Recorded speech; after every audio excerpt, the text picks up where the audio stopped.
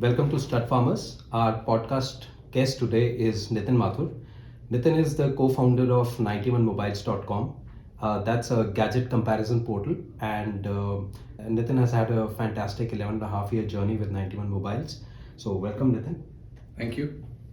Why don't we start with a brief background of 91 Mobiles and what exactly makes 91 Mobiles different, unique, and successful? Got it. So 91 Mobiles is essentially a gadget site which helps people who are looking to buy a phone or a laptop or a tablet, any type of gadget, in making their purchase decision. Okay. Right. So it provides tools and information that helps you do that. Mm-hmm. So whether you're starting from a price range that you're interested in, or a particular brand or a particular feature, you can see what the various options are. Okay. Look at not just their specs, but also their images, their reviews, and so on and so forth. But the site has various tools that help you compare phones on various parameters. Okay. It assigns scores to various aspects of the performance of the camera, the battery, etc. Okay. And helps you then compare and shortlist down to a few options, and then learn in depth about those by looking at their images, their benchmark scores, their detailed reviews, depending on how much detail you want to get into. I see. And once you make the final choice, it shows you sort of the which all e-commerce sites are selling it and where it's available for the cheapest. What are the various pricing options, color options, etc., etc. So essentially a decision support, for anyone who's looking to buy a gadget. Takes you all the way until you make your purchase. So we don't sell, but we show where all it's available once you made your decision, and then so obviously, so we're not an e-commerce site. But we get that audience that likes to research a bit before they buy. Understood. Right. Understood. So that there'll be this audience that, or this set of I think buyers who would essentially want to buy a phone, and they'll just walk into a shop, whether offline or online. They'll discuss with the shopkeeper. He'll give some recommendations, and they'll select something and buy. They'll say, okay, yes, I've heard of this brand, and they'll buy that. Okay. But then there is this segment of buyers that want to be a little more informed and want to research a bit before they do that. Okay. That I guess would be maybe around 40, 45, 50% of buyers.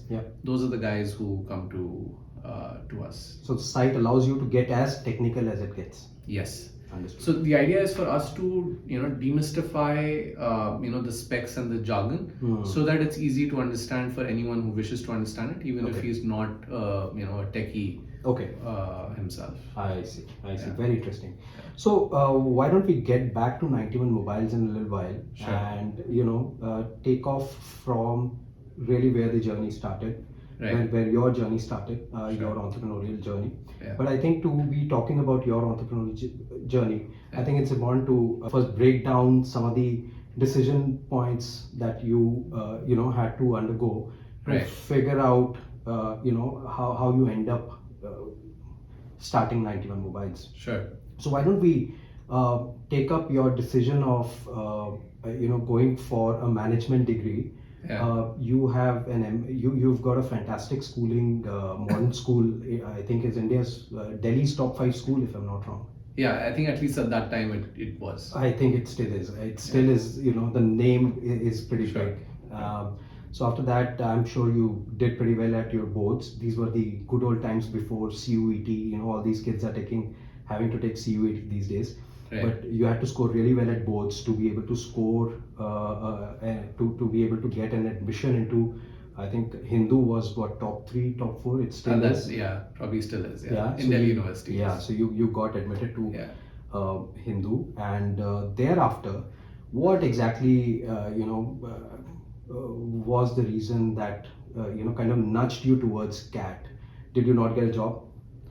Yeah, so I think I don't think any of us expected to get jobs at that time. Oh yeah. Because I think now with the boom in startups and generally in industry, there's a good number of jobs chasing graduates as well. Yeah.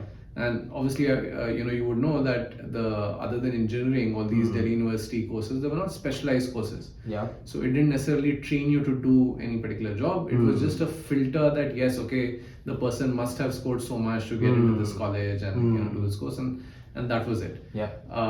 and the jobs chasing graduates at that time were few and far between, which is not the case now. I think now the bigger problem is that from top graduate colleges, there are many kids who don't want to work right away and want to pursue their higher studies, and I think that's more of a problem. But at that time, it wasn't. So the plan always was to do your MBA. It was the default route. Okay. I did end up getting a job. Interestingly, I got a job with Ernst and Young. Okay. Out of college, and a few of my friends did end up joining that. Okay. But by then I had already gotten admission in IIM. And as you know, IIMs, unlike I think overseas business schools, do not allow you to defer by a year or two. At least at that time they didn't. Yeah. So yeah, I mean, I decided to. That was a sure thing. You can't really. I wasn't that confident that I'll crack it again. So I decided to go ahead with it at that time. Yeah, I remember even the time when we were passing out. Yeah. Delhi University grads, although were pretty much the dream. People scoring really well on their boards. But there's very little chance of getting a job. The way companies are chasing grads now on DU campuses, it's fantastic. Yeah. And those kind of opportunities were obviously not there. So it's quite understandable to be chasing a professional degree. Yeah. And even if you don't have much of an idea as to what you're going to be doing. Yeah. During your undergrad or during your masters, but you got to do something to be able to land that dream job. Yes, absolutely. Yeah. In fact, the very reason I got the Ernst & Young job also was because I was part of this youth organization called ISEC in college, which was this organization, voluntary organization that was at that time facilitating international internships for people. So helping young professionals, not college students, but people with some work ex, in going abroad for a few months to a year and a half to get some cross-cultural work experience, and getting people from overseas down here. So there were a few companies, Ernst & Young included, that would work with ISEC on that. And because of that, they sort of knew that, okay, there's some relevant experience. So they used to hire a few graduates from ISEC, and that's the route. It's not the route where they would regularly hire from campus. So even that job that I did get was not through a conventional route at that time. Understood. But the other big factor of those days, you have to remember, is that the previous generation, our parents' generation, on an average was not as affluent that you could say that, okay, I'll sit home, try a few things, see if I can get a job. You pretty much knew that you had to, make a living for yourself as quickly as possible. At least that was the case for, I think, most of us, at that time. I think today the situation is that there are a lot many more people who would have more leeway in terms of allowing their kids to say that, okay, try out a few things, see what you like, etc. And I think at that point of time, if you want to make a career for yourself, and unless you have some clarity that you want to head in a particular direction, the MBA is a general enough degree that you don't have to select any one particular route, but it'll get you a good career, especially if you get to a good institution. Absolutely. And in my case, the other problem was that my dad had gone to IIT Delhi, which for his engineering, which is, so he wanted me to do engineering and get into an IIT, and I, for whatever reasons, I mean, I didn't have clarity on a lot of things, but I had clarity that I don't want to do that, right? Because it was too much work and not the kind of work that I enjoyed. And I think we were privileged enough for me to say that, okay, I need to make a career for myself, but not this way. Not the IIT route. Yeah, not this so way. You had a good 2 years. I mean, the 2 years that we slogged to crack that exam. Yeah, I was enjoying in college. I was enjoying in college. And but then I knew that I have to I'll be a disappointment to my family if I don't do something. No, as long as we all got together at an IIM, I think the playing field got leveled right away, and I can hate you all I want for me slogging those 2 years and you not doing them. Yes. No, I think I mean, to your credit, I think people who go through that grind of getting through an IIT, in many cases I've seen people who have developed this habit or this muscle of being able to strain their mind a lot more when required than people who haven't gone through, because it's sort of, you know, intense learning sort of trains your mind in a certain way. And I think I've seen a lot of people who come away with that benefit for life. Yeah. So I think there is possibly a lasting advantage to it in some cases. But I think for me, given that the IIMs were dominated by engineers and IIT engineers, if anything, my DU background was a differentiator for me. In fact, these days, the IIM admission process has changed so much. It's not the extension of IIT campuses that we used to have in our days. Right. It's quite different. You know, I think kids are getting calls for being different in their backgrounds, Right. and IITians with higher percentiles are not getting those calls. So even IIMs are making that conscious effort to get that diversity in place, which probably was not the case in our case. You know, CAT used to be a much harder measure of, you know, an interview call, right, than it is now. Right. Yeah. So anyway, I think that's a completely different conversation to have. Sure. But you know, let's move on to, you've reached IIM Calcutta, and you know, there's a certain way we all start to think. There's, you know, immediately there's this summers process that we are forced into, and you know, there's a certain way we start to think. So if I remember correctly, you were quite fixated with a consulting job after you passed out from IIM Calcutta. What exactly was it about consulting that, you know, pulled you towards it at that time? Yeah. So I think there are a couple of answers to this, right? So one answer is that obviously, as a young graduate with no work experience, you gravitate towards something that you've heard of and that has a good brand, right? So obviously, you know, in popular culture, consulting roles and, you know, like a McKinsey are obviously, you know, sort of known to be the mythologized, man. Yes, exactly. They're mythologized. So for me to have said that, I think it said more about the fact that what reputation those jobs carry, rather than, you know, my particular your own fitment for it.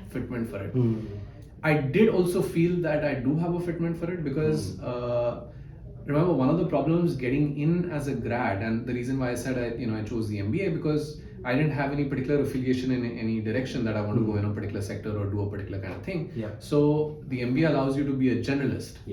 Now, a few months into the MBA, I still don't know what I want to do eventually. And a consulting job allows you to be a generalist for longer. Right? So that was the other. So essentially deferring your decision to, yes, or you know, what vertical you marry, that gets deferred. That decision gets deferred. Exactly, because you know, you think about the kind of jobs that you get out of B school. There's FMCG, there is banking, and there is IT, and you're like, oh, I don't necessarily have an interest in this, but yes, consulting, all of these, you know, that's definitely something. I believe that's the theory, but increasingly, even within consults, you know, all our friends that we talk to, most of them, one or two assignments into a McKinsey or a BCG, and they started to be seen as specialists in that particular domain, logistics, because ultimately to a client you need to present specialists. Right. So I guess even that theory. It leads to consulting. Also leads to some kind of specialization. Exactly. So, but it probably just differs your decision. I suppose when you're at the associate stage in consulting for 2-3 years, you get to work on cross section. Fair enough. So, but also there's one more factor, by the way, because I think B school is a great leveler, especially for those who haven't been to an IIT, right? Because you crack, and IIT I'm sure is a leveler as well, because you crack this really tough competitive exam. You've probably been topping all through your school, and you know, and all that, or you've been at least one of the good students. And you get in and you think you're a hot shot, and then you get in and you realize that everybody is a hot shot and they've all gone through the same process. But initially you think that, oh, I'm going to get, you know, the topmost job. The leveler you're talking about, I underwent right in the first year when, you know, I went in and thinking, okay, I'm going to crack the hell out of this campus. And the very first exam, I think it was the JEE top 100 guys. They were sleeping all day and just a few hours of study, and they were scoring so much more than, you know, the the intermediates, the mediocres like us, that I think we pretty much very early gave up the fight to be in the top. topper zone of IIT. So yeah, I mean, as far as the leveler thing is concerned, I think all IITs, all IIMs, all of these campuses do a great job of bringing you back to earth. I mean, you crack an exam, you start to believe that you're God's gift to mankind. Exactly. And just one round of examinations and you're back on earth. Yeah. Yeah. Exactly. Yeah. So you're thinking consulting, you're thinking top the big four.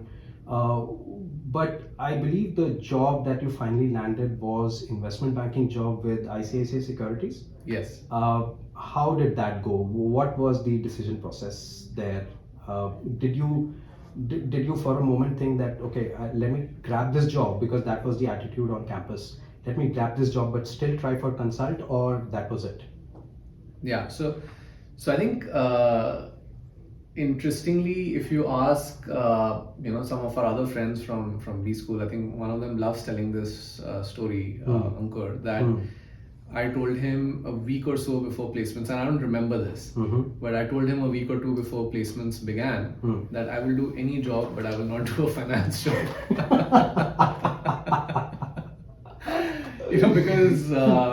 Because I used to see him and others. Backstabber, you backstabbed consulting. No, because I used to see people pouring over these Excel sheets of numbers and all that, and I was like, oh, this is such a dull, dry sort of job, and I don't want to be necessarily doing this. But so obviously I had done my summers with summer internship with ICICI Bank, and because I was back then. You were chasing the highest paying job, and that typically in finance. So I did my summers there, so I had some exposure. But I feel like in many ways the job also selects you, right? Because you think about it from the recruiter's standpoint, they are there to, everyone's a bright student, right? To some extent, and they are there to find the right fit for them, right? And banking jobs were many, right? There was corporate banking, there was retail banking, there was management was quite wealth management. There were markets jobs, right? Trading, structuring, etc., etc. But I think investment banking was, in hindsight, I now know that was the right mix of someone who has good analytical skills, but also good presentation skills, and so on and so forth. That sort of fit my personality and my skill sets well. And I think the result of that was that the interviews that I did and the conversations that I had just went a lot more smoothly. So in a sense, the job selected me. So with ICICI Securities, it also helped because I had done my summers there, my summer internship, and I had good feedback there. So they came in knowing that they want to take me. I see. And I was very clear that between corporate banking and investment banking, I definitely want investment banking. Simply because the context of the work, the level at which you're dealing over there is much higher. But I also got into other investment banking jobs. There were just a couple of others. Because those interviews just sort of, went a lot more smoothly than others did. So yeah, and I think it also helped that a couple of the guys who I used to lean on for help in finance work, who were our close friends back then, also ended up getting the same job. So it was for me. It Again, was a great leveler. It was good for me in the sense, that I thought that on campus also, if I land into any trouble, I would ask these guys. Now they happen to be in the same job, so I'm good. Like anything they throw at me, either I'll do or I'll ask them. We'll be sitting next to me. I'll tell you a story. I don't know if you remember. I got placed with DBS Bank on campus. Yes. And do you remember meeting me right outside the DBS interview? Yes, I do. I don't remember exactly what we spoke about. Okay, so I'll tell you what had happened. I had just gotten a job with ABN AMRO's Wealth Management Division. Yes. And you were coming out of the DBS process, and I was about to go in, and you asked me, what are you going to do? And I told you that I'm going to reject their offer because I've just gotten an offer of for wealth management, and I believe that I'm quite suited to that job. Yeah. You were the one who told me, do not outright go and reject this one. Go listen to them, listen to what they have to offer, and then make your decision. Okay. And half an hour later, man, I was sold. Acha. I was sold. Yeah. So Right. I mean, I credit you quite. I a don't bit. remember, but you're because welcome. because if you I had not met you, I would have said no before I even went in there, and I would have landed up with ABN AMRO Bombay. Right.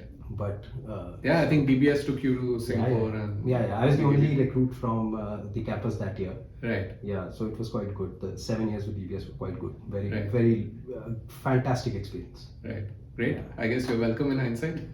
All right, if you say so. All right, so you've landed a job with ICICI Securities. A couple of years in, I think you moved to Lehman Brothers also, which used to be the fin job on campus, and I believe that would have been a dream job. But within a couple of years, you decided to move on to, I think, Smile Group it was, right? Yeah, It in was the a internet space. entrepreneurship umbrella Yes. group. Yes. What was that decision, man? Come on, take us through that. So look, to be honest, I had a bunch of friends from my college years who were doing entrepreneurial stints in the internet space. Right? Okay. Either their own startup or a startup where they were working with somebody else. So I always had this in my mind that Okay. I want to do something entrepreneurial, and I mean, I honestly saw myself as a bit of a misfit vis-a-vis the regular, jobs that were there on a B school campus, which were pretty much either FMCG or finance. But it's 4 years now. I mean, you Yeah, so I'm passed saying out. that I had this seed in my mind since B school. Okay. Like I had gone into placements thinking, okay, I I'm see. probably just going to work for a few years. I see. And with investment banking, I think it was a fun few years because all jobs have a grind component to it, especially when you're starting out. Yeah. But investment banking was very interesting in the sense that the grind was working for big companies, for their CEOs, for their CFOs, and the kind of access you get as an Yes. investment banker. yeah, you know the news that's going to be there in tomorrow's papers today, right? Many times you're traveling all over the place and meeting big shots. So in that sense, that was interesting. But obviously, it starts growing old within a couple of years. So I was there in ICICI Securities for about a couple of years, and I knew that my time here is coming to an end, and I need to start figuring out what it is that I finally eventually want to do. But then Lehman Brothers decided to set shop in India. Yeah. And I got a call because they were calling people from all over to. So I said, let's go and meet them, and why not? And I mean, what essentially ended up happening was that I interviewed with them, I got that job, and I essentially decided to. It's not like I had final clarity on what I wanted to do eventually. Even before, but I decided to defer that by a couple of years to work with Lehman for a while, experience it, and get that experience under my belt. Also, I mean, if when they set up in India, they are the first global bank to bring They have dollar salaries? to bring dollar salaries to India, right? So essentially, they were paying their analysts and their associates The in same they Bombay. would pay in The same that they would pay an analyst or Wall associate Street. in New York or Yeah. in Tokyo or wherever else in the world. Awesome.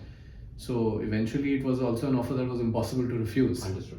Because I mean, those were crazy times for banking. Yeah. So the pay is not like double, but more like 10 times of what other professions would be drawing at that point of time. So, so I think obviously taking it was the easy bit, even though I knew that it's not something I want to do eventually. But obviously leaving it was the Even more crazy difficult. was the crazy bit. Yeah.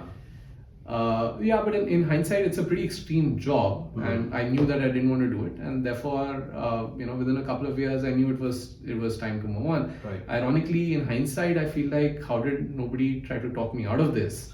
Because my parents were also quite supportive. That I said I want to quit, I want to do something entrepreneurial in the internet space. They knew how much money I was making and everything, but they were like, "Oh, okay, sure, you do what you want." And in hindsight, I mean, I was still young then, so it turned out to be the right decision because what I'm doing now, I think, gels a lot better with who I am and my strengths and so on and so forth. And it's also something that I can do for the long term. And I think in banking terms of will the work timing out. also you got it pretty right. Those were the best times to be in the internet space, the digital space, and learning the ropes. Yeah. To be starting now, I mean, you have to start with AI, Yeah. right? Those were the times when, I mean, if there's an internet space to get in, I think those were the best times to do that. Yeah, I mean, yes and no. Look, any industry you want to get into, it helps to get in early. But I feel like any time is a good time to get in because I think it was a great time to leave banking. That's for sure, right? Because post 2008, Oh yeah, banking crashed. oh yeah, correct, Right? Although Lehman in India got taken over by Nomura and everybody still had a good couple of years, but post that, banking was not as sought after. I mean, it still is, but not as sought after it was. But in the internet space, also there have been waves, right? So 2008, 2009 was the wave of digital media, ad tech, and so on. And then came the e-commerce wave with Flipkart and Amazon, and the consumer internet and classifieds wave with Zomato and other such companies that were the sort of the flag bearers for Indian internet. right? And yeah, I mean, and then a few years later, fintech would have really hot it up, and yeah, so the themes keep changing every year, but I think right now the internet and the digital space is too broad for it to be considered one industry. Okay. Right?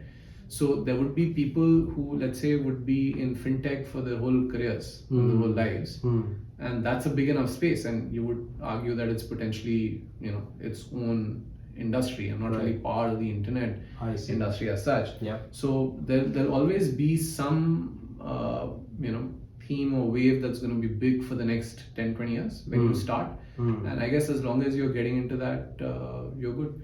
I mean, for someone who's entering the internet space today, I wouldn't recommend they get into the kind of business that we got into. Understood. Because for that sort of business, I think, whatever had to happen has kind of happened.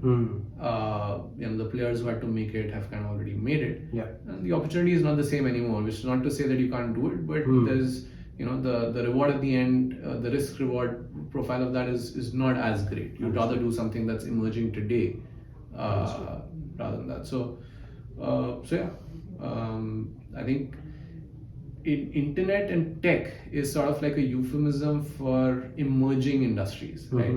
So not all emerging industries, but yeah, in a sense, tech is always what's emerging. So in that sense, it's good to get into probably at any point of time. What's emerging might be different from then to now. So you spent what, 4 years with Smile Group? Yeah, about 3.5 years. 3.5 years across 2 startups. Across one startup actually. So what happened was at that point of time when I left my banking job, my bosses at that time, they were sympathetic to my cause and they were very happily connected me to sort of all their contacts. Okay. So I met at that point of time pretty much all the businesses and entrepreneurs that you would have heard of in the internet space, to understand what they're doing and what might a role for me look like. But the Smile role appealed to me because the founders there, I worked with Harish Bell, who's the founder of Smile. He essentially said that he had a couple of digital advertising businesses at the time, and he said that I'm looking to incubate multiple new businesses. And he said, you come and help me with all of those, and then you do whichever one you like doing. And that really appealed to me because all the other specific opportunities that I was getting, I didn't have any feelings towards them because I didn't have any insight in any particular direction. I mean, I again knew nothing about the internet space at that point of time. So that's where I sort of worked on multiple things. There were multiple businesses that were incubated. So I helped set up a few of them, and then I zeroed in on the. I ended up focusing on a healthcare business called Health PA. Which I did for 2 to 3 years. Okay. And then somehow you decided that it was time to do something of your own? Yeah, so I mean, after doing that for a few years, it sort of... So was it that you found your co-founder and had a chat over a coffee and figured that this is something that you guys can start off with? Or was the idea, again, a specific idea rolling through your head and you looked for a co-founder? What was the scheme of things that led to the start of 91 Mobiles?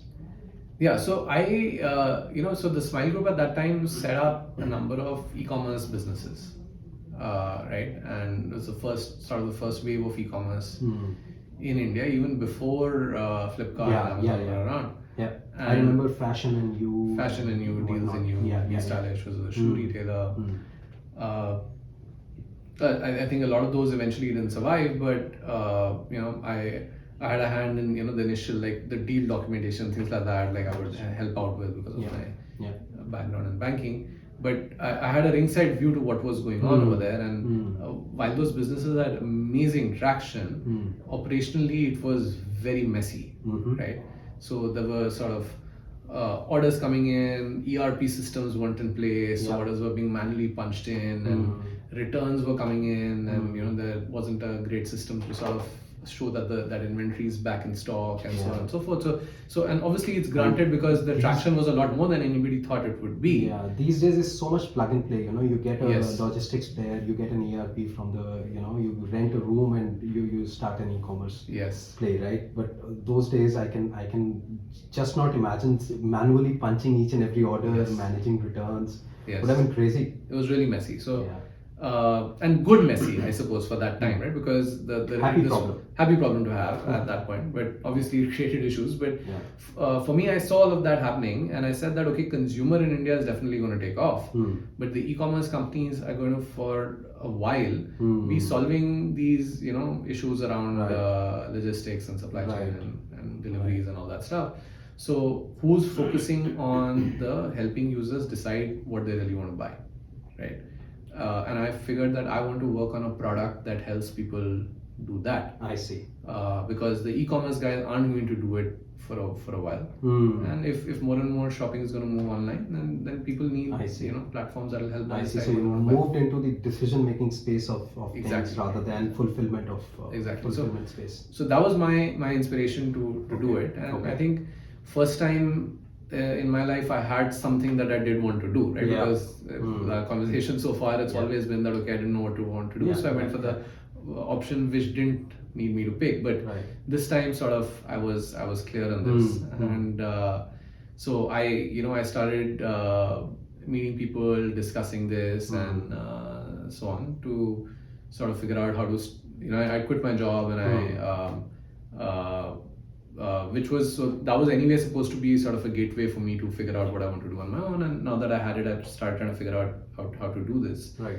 One of the people I was speaking to said that I know somebody who has just started up doing exactly the same thing. Okay. And he is a tech guy who's looking for a business guy. Interesting. And that's how I sort of met my partner. It's like something you had in mind, and the universe conspired and brought you and your co-founder together. Exactly. So it's very interesting actually that you put it that way, because it's the first time that I actually knew something that I wanted. Yeah. And within a few months of that, I was in touch with somebody who was doing exactly that, awesome. And was looking exactly for a guy like me, right? So there were complementary skill sets, because I had no tech background at all, and he was someone who did. Okay. And he was looking for someone who had the business savvy to run it, and that's how I got together with my partner now, whose name is Bharni. So he was an ISB alum of, I think, the 2006 batch. Okay. And I was friends with one or two of his other batchmates from that batch, who had also done sort of a startup together for the first few years after campus. Okay. And one of them is the person who put me in touch with. I see. With Bharni. So I see. So this happened to be Umang, who's now Umang Kumar, who's co-founder of Car Deco. So he and Bharni and a couple of people from their batch had, so Umang also moved into decision space just for cars. Yes. I think he was already doing this since right after. So I think they started working on this right after their MBA. Didn't do any jobs in the middle. So yeah, he was already a few years in, and he knew the space. Also invested in our business at that point in time, and brought me and Bharni together.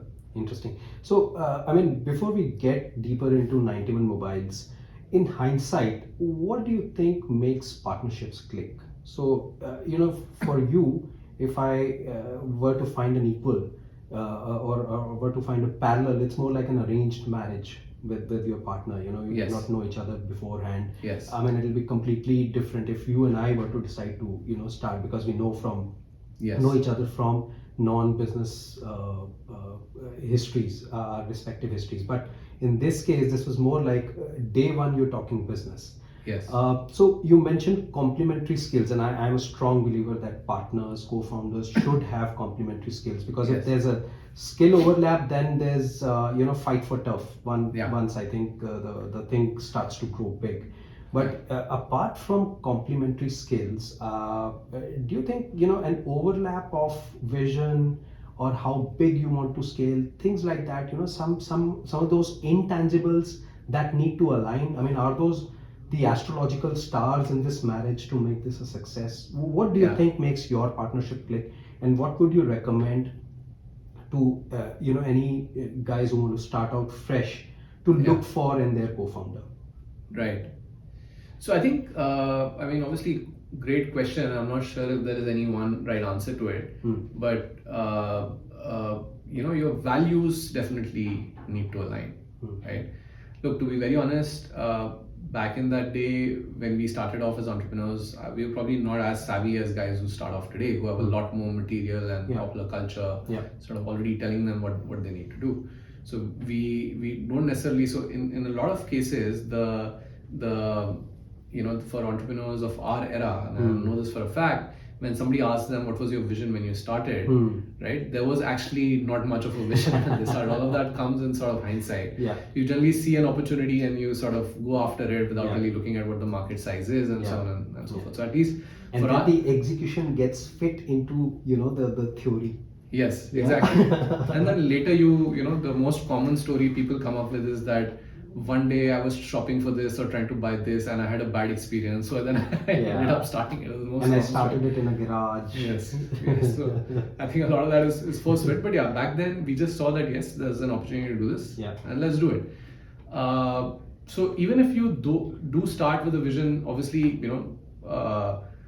broadly it needs to align in terms of what you're trying to do. Do you want to raise funds for it? How big you want to make it, etc., etc. There shouldn't be a fundamental disconnect over there naturally. But a lot of what really ultimately makes or breaks a partnership, I feel, is the how you get along and work day to day, and that really is a question of values, and not just complementary skill sets, but also complementary personalities, right? So, because even with complementary skill sets, there is a fair amount of overlap, right? So like HR, for example, is nobody's baby. So when you're hiring, how do you sort of decide? Both of you could have an opinion. And you can feel very strongly about it. I mean, a lot of the opinions we come to are, basis our backgrounds and our personalities, and it's not always a logical thing, but you feel it's a logical thing, and therefore, you're arguing. So, I feel the complementary personalities is something that helps a lot. And if one of you is very outspoken or an alpha personality, it helps for the other person to be a little more, sensible and calm, so on and so forth. I mean, to use the marriage parable, it's kind of like how it works in a household. In a household as well, right? So I think that works. So if and that also sort of, I mean, one basic thing which people tend to overlook is that fundamentally, if both people are nice people and have basic courtesy, niceness, and integrity, I think that's a very big factor, right? And so, other than complementary skills, that really worked with us, along with complementary. I think respect for each other. Respect for each other, and so on, right? Like, you don't want to be so egoistic that you think, oh, I'm right all the time, and so on and so forth, right? Like, even if we would end up having heated arguments, somewhere both of us would realize that, okay, he does have a point, and, so having the humility to understand things like that, I think that's just sort of basic niceness as a person. So I think that's one fundamental thing that you should look at, and obviously the more things that match in terms of your common shared vision and so on, I think the better and stronger it would be. But a lot of times why partnerships would break up would be like in the case of a marriage, it's rare that couples got into it without deciding, one person saying I want to have kids and the other person saying I don't. Yeah. That bigger disconnect is rare. Yeah. It's usually about the day-to-day things and Yeah. you know how you get on each other's nerves Yeah. with that. And I think basic niceness, respect for each other, things like that Yeah. sort of works. If it's, I think, a good-natured person is, then you'll generally be sorted. Understood. With that. So I think that luckily worked out for us. We also had a common couple of friends who sort of, and that helped build the trust. Yeah. And I think beyond that, nothing works like success. So he was doing what he was supposed to do. I was doing what I was supposed to do. But together you got. Yeah. Neither one of us could have done it alone. Yeah. Right? Fair enough. And so then luckily that sort of when things start going bad, then obviously that tests your partnership a lot more. But yeah, we were making our own pieces work, and together the piece was working. Yeah. And that definitely helped us build further on it. Interesting. Right. So we have a successful partnership building on 91 mobiles. Where do you think 91 mobiles is today, and where do you think it is headed? So you've given our viewers a brief on what exactly 91 mobiles does, to where it has evolved. It's been an 11-year plus journey. Where do you think you're headed another 5 years? I believe there was an acquisition also en route. You did acquire another website. Yes. So how exactly, what has been the route you've taken so far, and where are you headed? Right. So we raised some, seed fund round pretty early on, like I think in a couple of years. Okay. From this fund called India Quotient, a Bombay-based fund. Okay. But that and some other, top up combined, 2 crores is overall what we've raised. I see. Lifetime. That's all. So in a sense, we were not that well capitalized, but it worked for us because that sort of forced us to become profitable, and we were profitable pretty much from year 2. So the money that we raised only got used as working capital, right? I remember one fantastic thing that stood out when you just started 91 mobiles. You mentioned that we are drawing our salaries from day one to ensure that there's this prudence around how we spend our funds, and our labor is never going to be free for 91 mobiles. Yes. So within 2 crores you were able to manage your salaries, and you got quickly profitable within year 2. Was that one reason, was drawing your salary one of the reasons you got profitable so early? Yes, possibly. I think it's an interesting point you bring up, and I think that's one big mistake that a lot of people make. Yeah. Because there are conflicting messages when you do when you start up something, right? Yeah. On the one side, you know that without persistence, you're not going to get anywhere. Yeah. Right.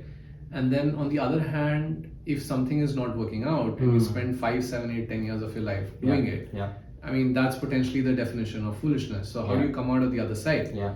And this had been on my mind because I had seen people do this.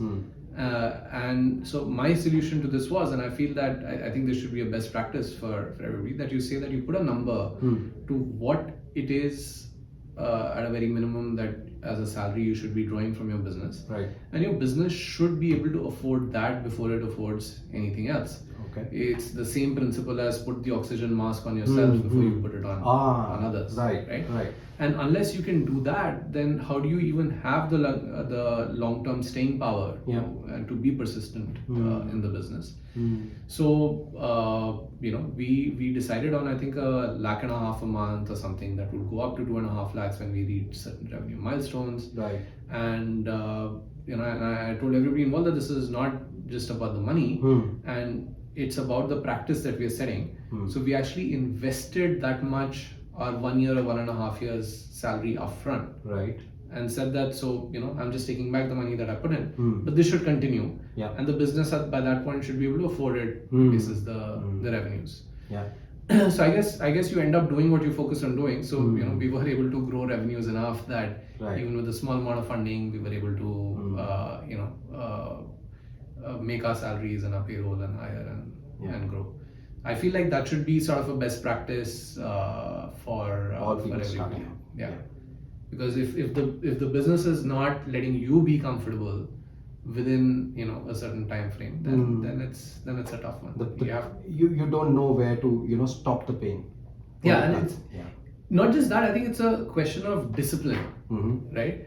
Because couple of years in, to meet a payroll of 2-3 lakhs a month for yourself is not a big deal. Sure. It's just that if you don't prioritize it, you end up deploying money for other people or in other places, and then it's very hard to cut because everything is humming together like a machine, and you don't know which part you will chop off just to pay yourself, which is the last priority, honestly, in an entrepreneur's mind. Right. So, but yeah, if you set that as the base from the beginning, then it's just the prioritization happens on its own, and it sets it. To an extent, some founders have taken this to a new level where they keep funding themselves, their salaries with the funds that they've raised. Right. So I guess there's a balance also that you need to strike between a third party funds that you're raising and enriching yourselves. I mean, there needs to be a limit there also. I believe whoever funds these startups, they do a good job of making sure that the founders do not keep enriching themselves through salaries, and there's this prudence. But yes, for minimally funded startups who founders completely ignore bringing anything home, I think you make a very valid point that no, I think even for us with the funds that we did raise, I mean the couple of crores at that point was much bigger than it is today.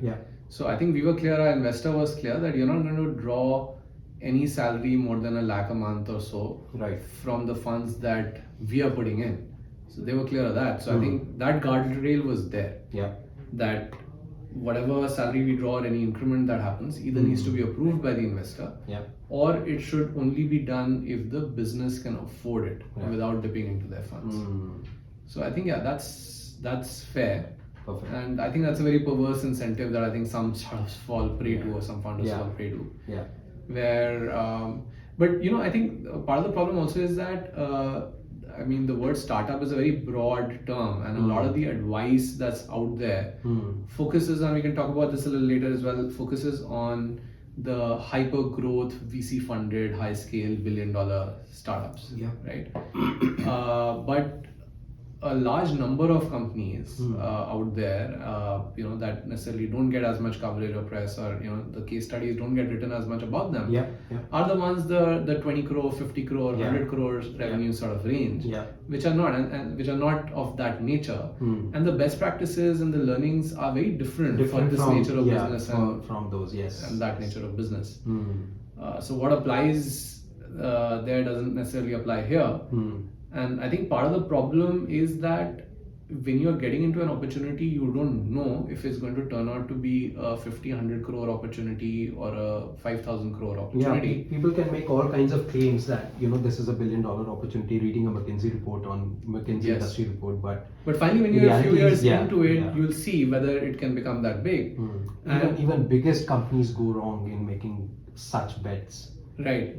But what happens is, to your point on people enriching themselves from their salaries, I think everyone's fed on this diet of go big or go home. And what happens is that even at a point where you should have realized that okay, maybe this is not 1,000 or 5,000 crore opportunity. Let me build it as the 100-200 crore opportunity that it is, which was a situation that we were faced with at some point of time as well. That's a tough transition to make, and a lot of people keep forcing the issue that, oh no, let me just raise one more round and we'll see what happens. And so you're still chasing that scale, which maybe the business that you got into doesn't necessarily offer. And somewhere at the back of your mind you realize that the only way I'm going to make money out of this is if I increase my salary, right? And that's where it might be subconscious or conscious in some cases, but that's where the incentives start getting perverse. Because it's not necessary in all cases that the founder entrepreneur is trying to defraud the investors. But there's also this fake it or make it culture. I think that works a lot as well. And you're chasing that $1 billion dream, and you try to keep selling it, until it absolutely goes bust. And somewhere at the back of your mind, in many cases, people then know that they need to draw salaries to larger and larger salaries to make the money, because there's nothing going to come from the equity. So I think that's one unfortunate byproduct of the hypergrowth. So you mentioned one very interesting point that you come to a realization that this is not a $1 billion opportunity, but just maybe 100 crore opportunity or a 20-50 crore opportunity. Yeah.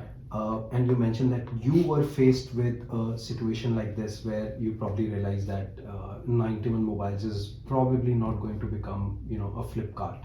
Yeah. How did how did you adjust your strategy to make sure that if it's a smaller opportunity, then at least let me go and grab a bigger pie, Yeah. to maybe digesting this bitter pill that you're not going to be a Bini Bansal, Yeah. and maybe just it's not just, but just running a 100 crore company or a 50 crore company. Yeah.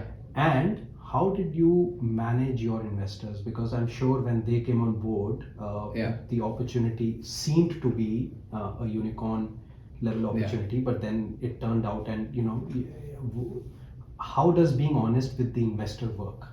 Right. So I think on the investor bit, I think it's really depends on the investor, right? And I think with India Quotient and Anil Dunia, I think he's one of the nicest, most real guys in this space. Okay. So from my very first meeting with him, I think it was clear that he's a guy who just wants to talk what's real and no bullshit. I see. And when we were realizing how the opportunity will play out, I think it was pretty clear to him as well. He could see that we are doing what we could and so on. So at some point, he understood. I mean, I've heard stories of a lot of investors pushing the startup to try to become something that it isn't, because they don't care about the alternate outcome. Right. But I suppose that's why you need investors who say that, okay, let me not push you to breaking point for that 0.5% chance that I'll get a. So you're saying you got lucky that way? Yeah. So and I guess someone who's I a choice don't of think investors. you can say the same thing for most investors out there. Yeah, I mean, I wouldn't know. I've also, like, you heard stories, and it's just stories. You may not for a lot of investors. Yeah. But I suppose. No, but then how many entrepreneurs want to get married to when they start with a vision and they realize that the vision is not going to be that big? How do you stay married to that vision? Right. I think that's a question which is very personal again. Yeah. In that sense, and so that's an answer in stages, I would say, right? So I think the first stage, you remain married because really, what choice do you have? Because you've spent so many years of your life building some value. So it's that sunk cost that not just sunk cost, but you want to realize that value in some ways. Okay. Right? And maybe look for an exit. Okay. So for us, we went through all those phases, right? We realized very quickly we aren't able to raise higher funds than what the couple of crores that we raised. And on introspection, we realized that we aren't able to raise it, not just because we are not selling it correctly, but because what we have to sell, or the opportunity, is not really playing out in the way in this space that would be fundable. Okay. We saw a couple of our competitors raise a good amount of funds. Okay. And which caused us to doubt this hypothesis. Added pressure on them, and the pressure on So you. first it added pressure on us, because we said that we are done now, right? Like, our nearest competitors went and raised $10 million, and so we thought that we are done. But we said, what choice do we have? Let's just keep executing, and we kept executing. And a few years later, it became clear that they don't have a good way to invest that 10 million. I see. And after investing more than half of it, they were still where we were in terms of traffic, in terms of revenue. Wow. And at that point of time, everybody loses interest in the business, because the investors know that they're not going to get a return on that 10 million. Right. And the founders know that they're not going to get a return themselves until they first give a return on that 10 million to the investor, which is definitely not happening. Yeah. So so that sort of then you sort of that essentially kills the business, right? Everyone wants to bail on that business. So for us, like I said, the first step was essentially just sort of necessity, that we have built some value, we built some cash flow. Yeah. What can we really do with this? And while we just stuck to our guns and kept executing, some of this started playing out, and we realized that we are actually in better shape than the other companies that have raised more capital, or that have raised some capital. And are not getting anywhere further than we are. We actually did emerge as the number one player in terms of revenue as well as traffic compared to other funded or better funded players as well. And that's when the first sort of insight that we had was I felt that if we are stuck, these guys are stuck much worse than we are. Yes. Right? And they probably want to get out a lot more because we still own 80% of the company. We just need to give a return on 2 crores to our investor. Right. And we probably can. We may not give him. These guys are completely flipped. You guys are 80-20 and they're 20-80 kind of. Something like that. The investors own majority, and there's absolutely no way for them to give a return. So then and some of these guys were friends. So we had conversations with them and said that and the problem is for a business at that scale is difficult to sell. Because it's like nobody wants to take over your mess and pay you a value for it. At least in India, it's a very tough market as far as exits are concerned. Right? It's probably better now than it was 10 years back, but it's still not as good as the US or the Western markets. I feel like there you build a company to any scale and you will have a buyer at some value. It's not the case here. Much more liquid there. I think we're headed there, but it'll take a while. I guess in the time space that you're talking about, definitely not that liquid. So we went to a couple of these guys and essentially said that, look, we realized that your mess is actually also our mess. We can actually manage it for you. So we did a couple of these acquisitions. PriceBaba.com was one, which was funded by 500 startups, a US-based fund. During all these discussions, which lasted a while, Ankur, who was the founder of that, Bombay-based, became a good friend as well. And we structured a deal wherein, so we didn't have a lot of money to pay as well. But the benefit was that because it was essentially a very similar business, there were a lot of cost synergies. So we took care of the business for him. He was free to pursue everything else. And we structured a deal where over the next 2-3 years, we gave a good chunk of payout to him basis the revenues that the business was able to do. And so you paid off cash. And the increased margins that we were able to generate from that business. Interesting. So we started acquiring our some of our competitors that ended up giving us more scale and whatever are the headwinds that the sector faces, and there are many of those because the digital ad market got more and more dominated by Google and Facebook. Getting traffic became a lot tougher with all the changes that Google has made over the last few years because we rely on Google search as a traffic source, but they continually put more of their own widgets and their own YouTube videos and so on. But a lot of those headwinds essentially hit the smaller guys much more than us. So which sort of helps move the consolidation dynamic across in the industry. And I think that was something that was interesting, and I feel a lot of people could have done it, but I think intuitively got it because of my banking background and worked on last man standing. So we figured that the way forward is to essentially get to a place where you are 60-70% of this tiny industry.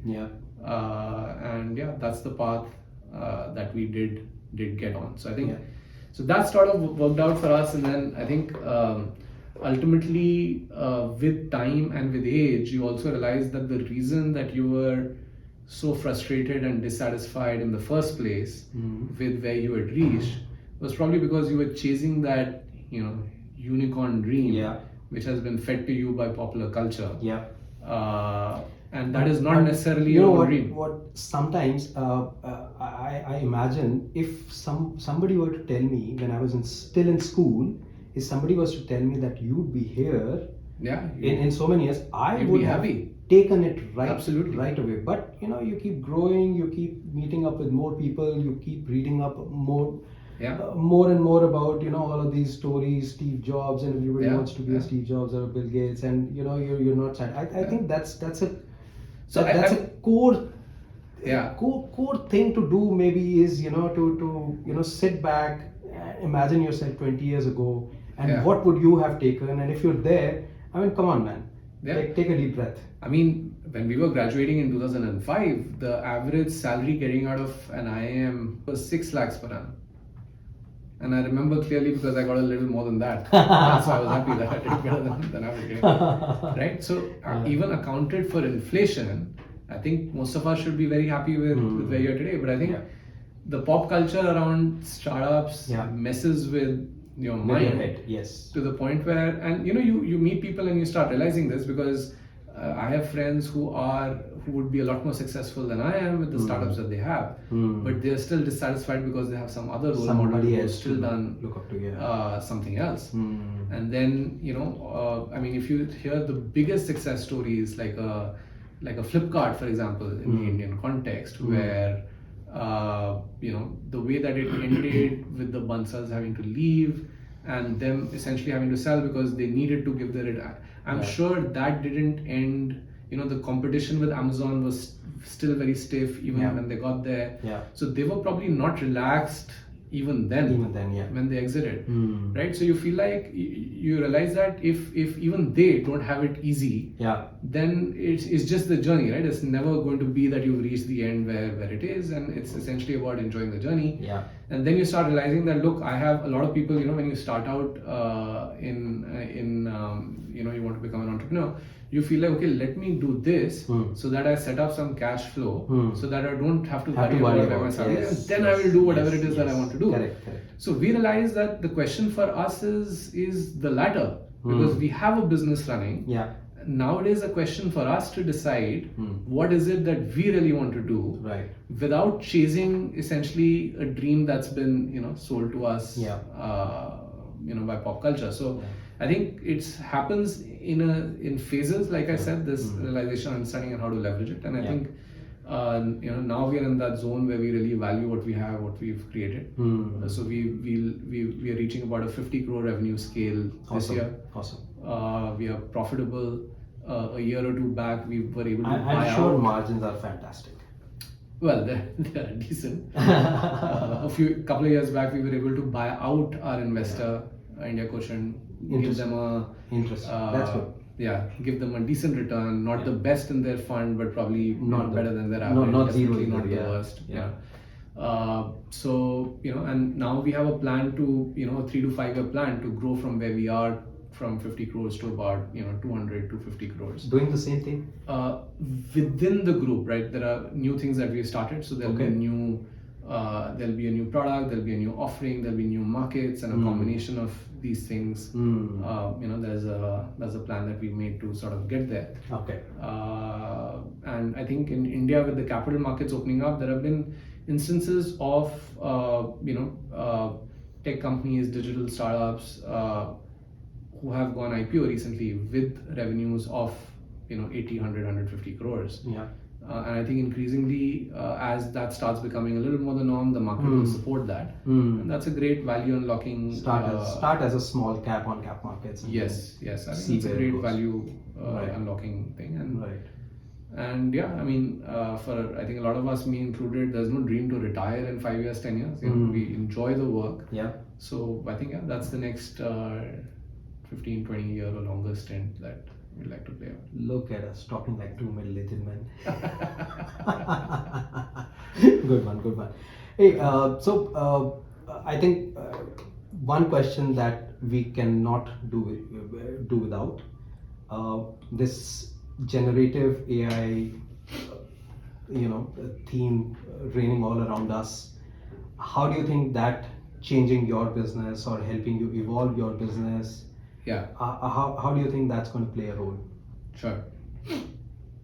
So I think it's, obviously very hard for anyone to predict exactly how it will turn out.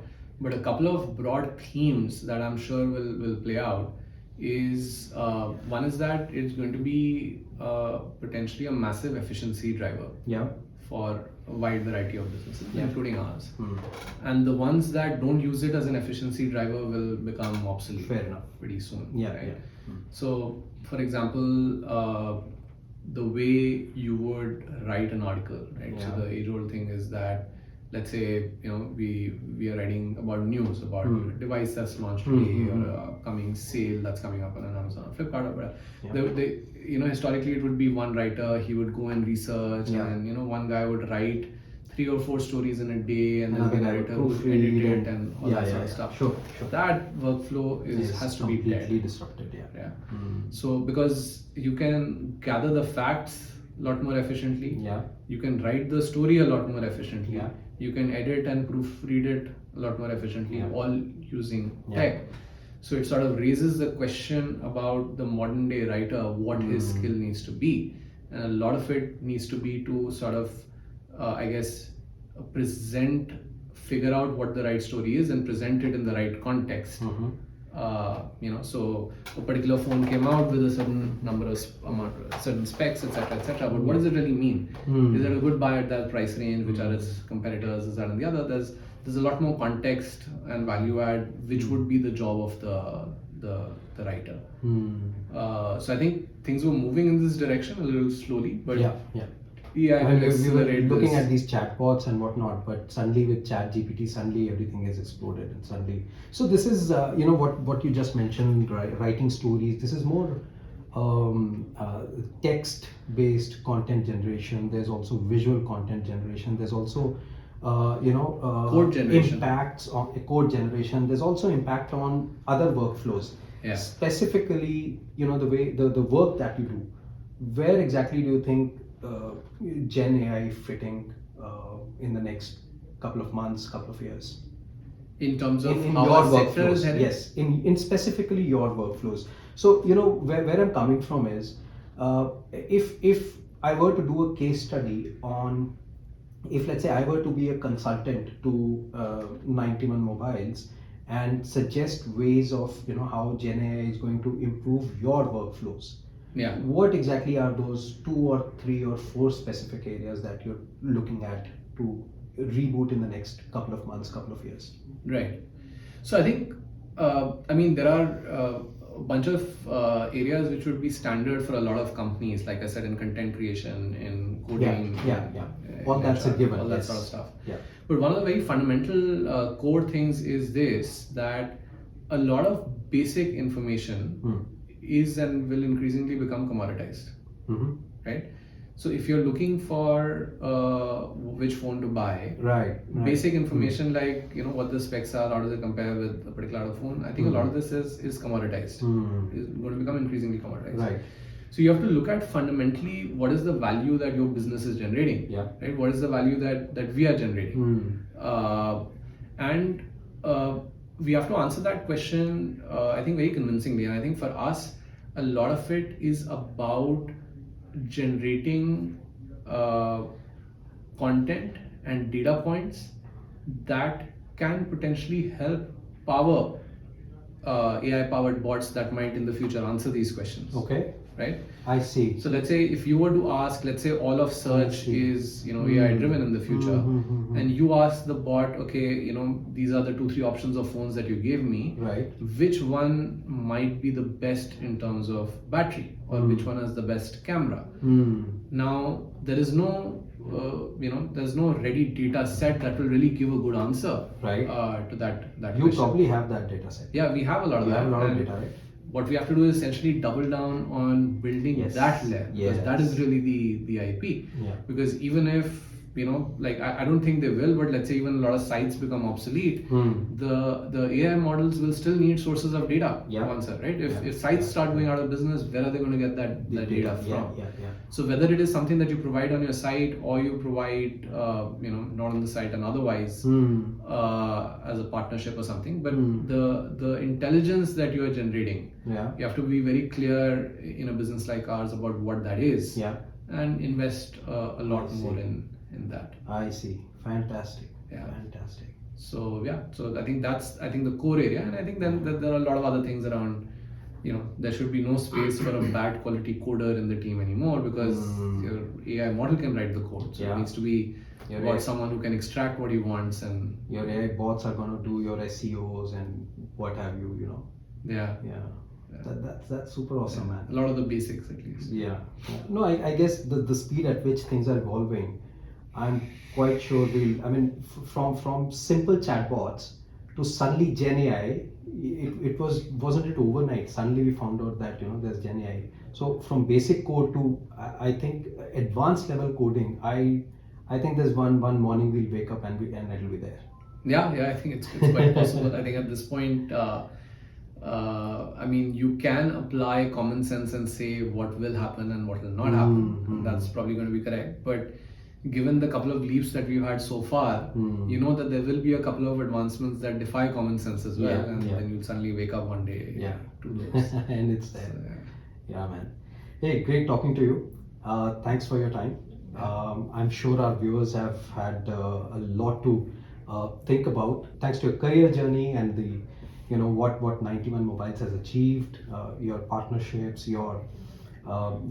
it's super awesome. I think this was one of the most fantastic conversations we've also had for quite some time. Quite a while, yeah. And thank you, viewers. Thanks for watching. I hope you enjoyed this podcast. I hope to get more and more interesting guests for you.